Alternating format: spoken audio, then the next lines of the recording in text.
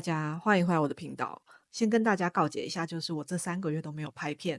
那就是因为我在准备草率季，跟我在台北插画艺术节回来之后，我对于我作品的一些新的想法跟心境上的调整吧。我自己认为，就是在当下呢，没有办法跟大家及时分享这些感觉，因为我选择感受当下。那我就觉得，等我整理好了，可以重新出发，我才会再跟大家做一些交流。如果你不知道我的话，我叫韩语，我是一名插画家。这里呢多半是介绍一些我自己在异地生活的一些想法，然后跟我在创作插画的一些过程。如果你有兴趣的话，那你也可以看下去。那我想要跟你们就是分享一下我这次从台湾回来之后，我觉得这3个礼拜，没有错，这3个礼拜的想法，觉得才回来3周哦，我觉得已经好久了，感觉已经像2、3个月了。我这一次回去台湾，有一种近乡情怯的感觉。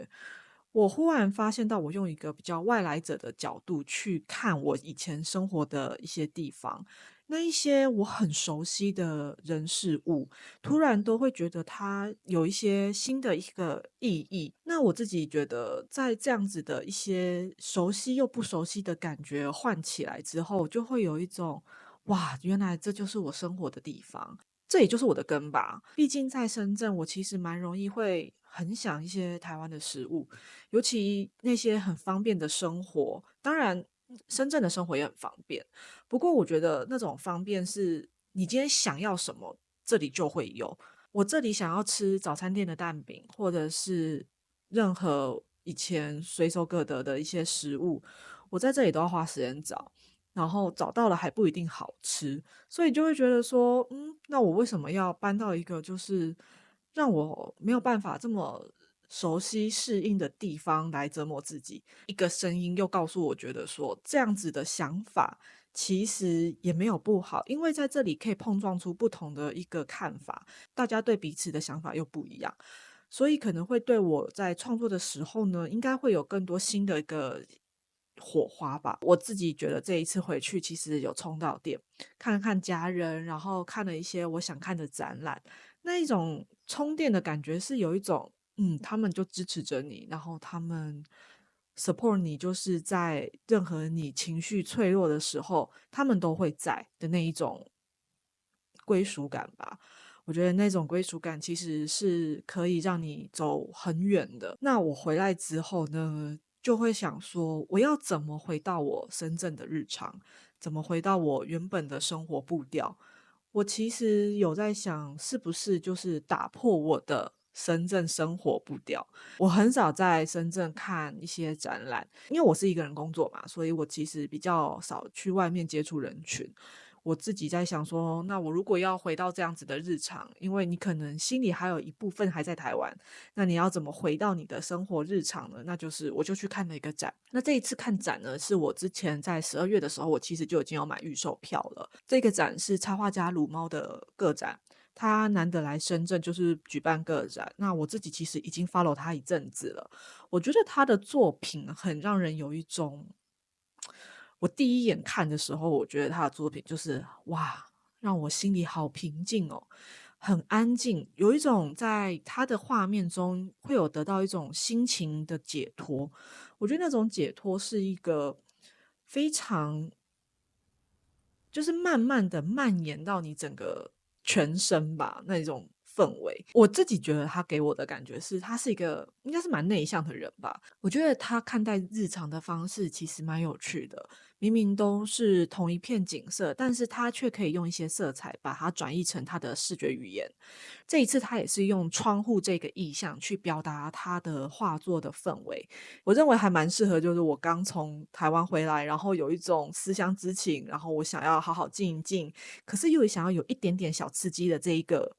感觉，我觉得非常适合我现在的心情啊。那我对于他的创作其实非常印象深刻，是他有展示一些手稿。我觉得那些手稿让我会觉得，原来画画这件事其实就是画出你想象的样子，你觉得是什么样就是什么样。因为它是一个我觉得非常主观的一种看法，他是在做一个讨论，他在探讨一个他认为可行的一个议题。那这个议题呢，他想用绘画去表现，不只用绘画的方式表现，他也有用雕塑或者是绘本，甚至一些简单的速写去传达他想要做的意境。还有他就是有做家具，我觉得家具这一块真的是太 amazing 了。我很佩服他的一些执行能力啦，因为他可以把他感受到的一些画面呢，转译成另外一种形式去呈现给大家看。我非常喜欢他就是做的这些作品，我就会想说，诶，那我之后可以怎么做？我可以用什么样的方式再让大家印象更深刻？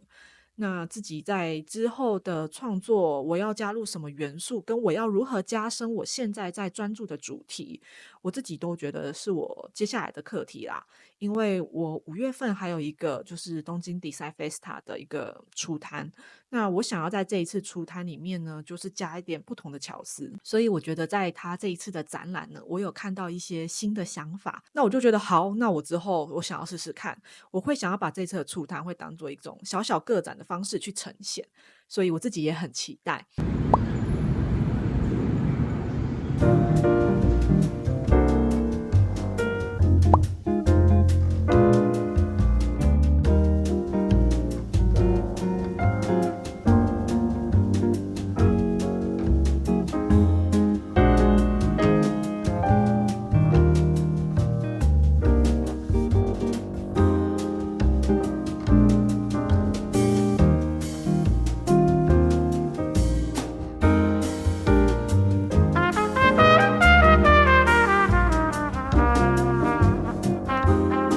哎，对了，我好像还没有跟你们讲我这次参加草率季玩的一些想法。我觉得这一次草率季有一种让我大开眼界，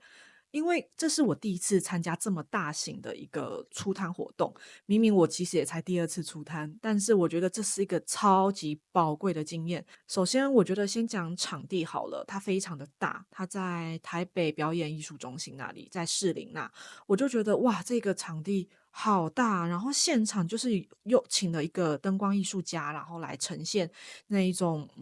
应该是无限 infinity 的那种氛围吧。我有点忘记他的一个创作理念了。还有一些很让我就是印象深刻的装置艺术，就觉得天哪，这根本就不是艺术书展了，这已经是一个现代艺术的实验场。我对面还有一个摊位，就是在做一个实验艺术，我就觉得哇，你们真的是好有创意哦，怎么可以想出这么